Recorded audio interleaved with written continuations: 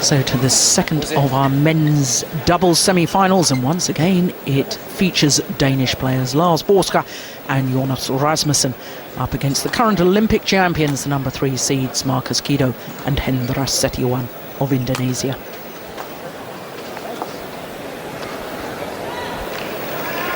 Lars Paaske, tall man, 34 years of age. His partner a couple of years younger, Jonas Rasmussen, born in Aarhus. Reached the final of the All England Championships 5 years ago when they lost in the final to Kai Yun and Fu Haifeng.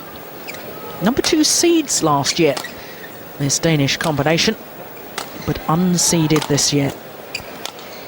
Looking at their path through to today's semi-final, and what really stands out is that first round match against the world number 1 ranked pair Khoo Kian Kiat and Tam Boon Hyong of Malaysia.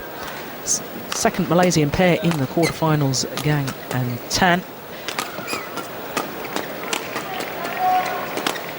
As far as their opponents, Markis Kido and Hendra Setiawan, are concerned, playing in their first individual tournament this year, 2010. Hendra Setiawan and his partner, both 25 years of age, seeded 3. And that is because of some of the injury problems. You can see Markis Kido has his left knee heavily bandaged. He has had injury problems, and therefore they haven't been playing as much on the international tour. Weren't able to play the World Championships last year. But looking at their path through to today's semi-final, Kawamaya and Sato in the first round needed 3 games against that Japanese pair. Japanese opponents in the second round as well, but that was much more convincing. And that quarter-final against the 2-time All England finalists Chun Tam Fook and Lee Wan Wah of Malaysia. That match, that quarter-final, last match on court last night, lasted just 22 minutes.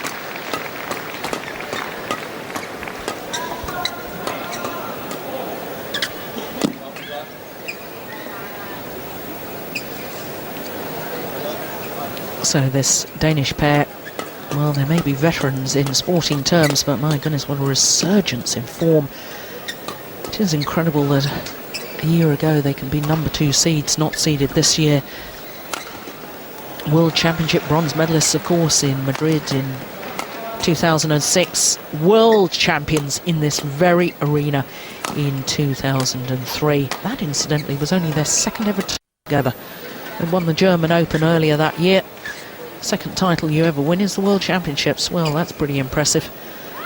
Actually formed their partnership back in 2002, so this is their 9th year together.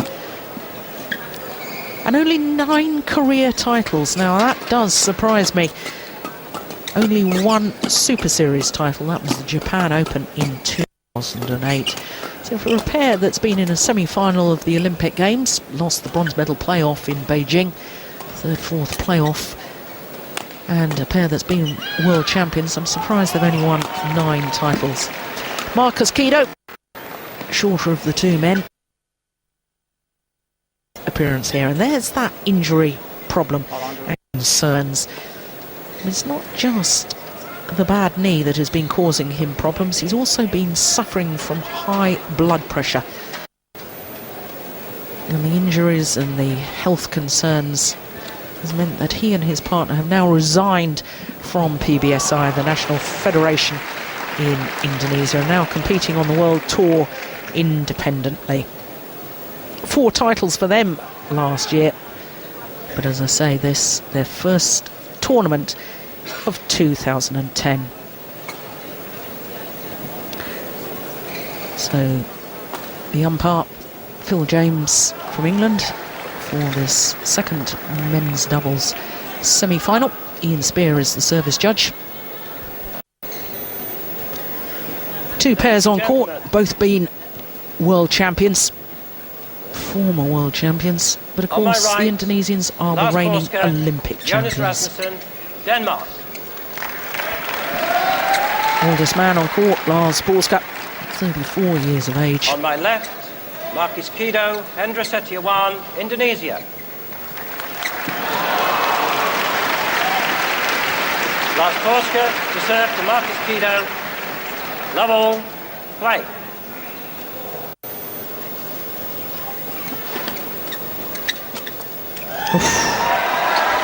Well, Markis, Kido and Hendra Setiawan now competing internationally independently of the National Federation. And I wonder, Ian, does that give them even more motivation trying to prove a point?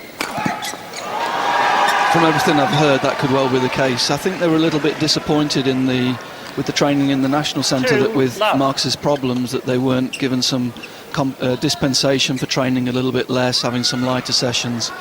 And the story is that they were asked to follow the same programme as the younger players, and in the end they felt that was affecting Markis's health and one of the reasons that was contributing to his injury problems. So they decided to go independent. Yeah, not the only Indonesian players to do so. Taufik Hidayat, of course, also independent. A number of the players.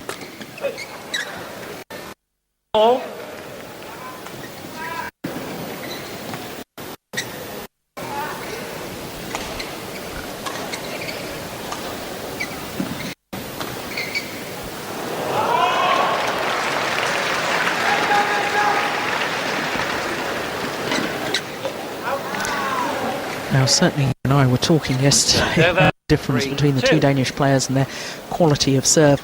Probably Lars Paaske has,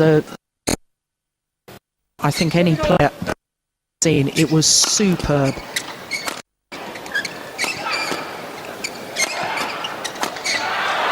And in contrast, Jonas Rasmussen, I think, does have a tendency to get very, very nervous on his serve. So it does become crucial at the latter stages of the game which of the two Danish players is serving.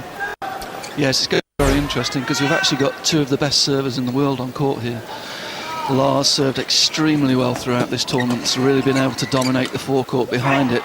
But on the other side of the net, Olympic and former world champions Markis Kido has a tremendous problem to all players, and again anticipates very well on the forecourt. So this will be a very interesting battle.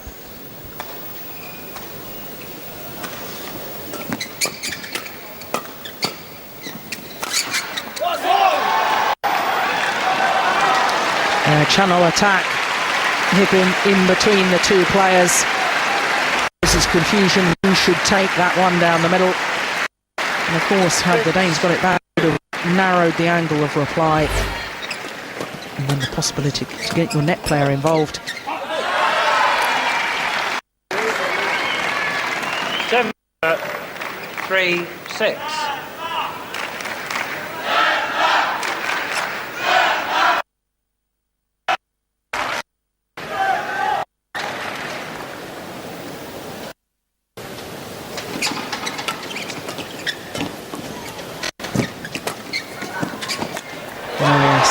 And I think, as the Indonesians are concerned, we will see a lot of Hendra Setiawan, whilst the qualities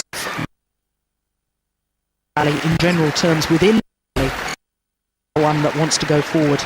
Yeah, combination, because they're both very, very comfortable in the forecourt, both defend exceptionally well.